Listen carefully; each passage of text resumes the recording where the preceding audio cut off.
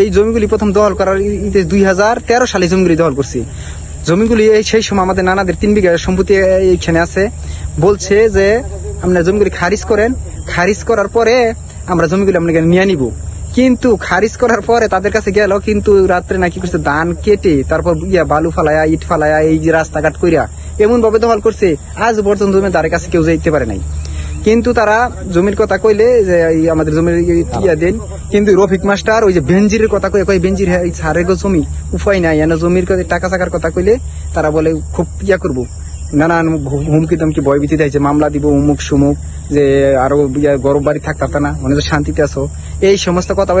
তখন বেঞ্জির এলাকাতে আসতো, তখন এই এলাকার অবস্থাটা ছিল এই যে মেম্বার বাস স্ট্যান্ড, বিভিন্ন দোকান পাড়ে তাদের সিকিউরিটি পুলিশ বিভিন্ন ভাবে মোতায়েন করে রাখতো, মানে মানুষের মধ্যে একটা আতঙ্ক কাজ করতো। এই জন্য এই রফিক মাস্টার যা কইতো তাই আমরা মাইনে নিতাম। কিন্তু তিনি বলতো যে জমিটা খারিজ করার পরে কাওলা করে নেব, কিন্তু আজও পর্যন্ত জমিটা কাওলা করে নেয় নাই।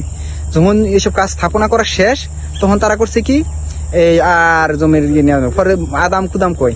কিছুদিন আগে মাত্র 2 মাস আগে আমার কাছে বলে যে 3 বিঘা জমিতে 1-2 লাখ টাকা দিই তার নাম পাওয়ার করে দিয়ে দেওয়ার লাগিয়া, দিলে এই পরে জমির সমস্যার সমাধান হইব।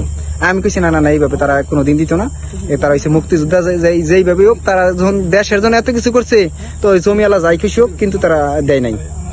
এই হইছে ঘটনা। আমরা এর ন্যায্য আমরা বিচার চাই। আর হইছে এই সম্বন্ধে গাজীপুর এই করে একটা মামলা হয়েছে, উচ্ছেদ মামলা নাম্বার হচ্ছে 244/24 দেওয়ানি বা উচ্ছেদ মামলা যারা বলে, এটা হচ্ছে অ্যাডভোকেট জাহাঙ্গীর আমালের মাধ্যমে আমরা এই মামলাটা করেছি।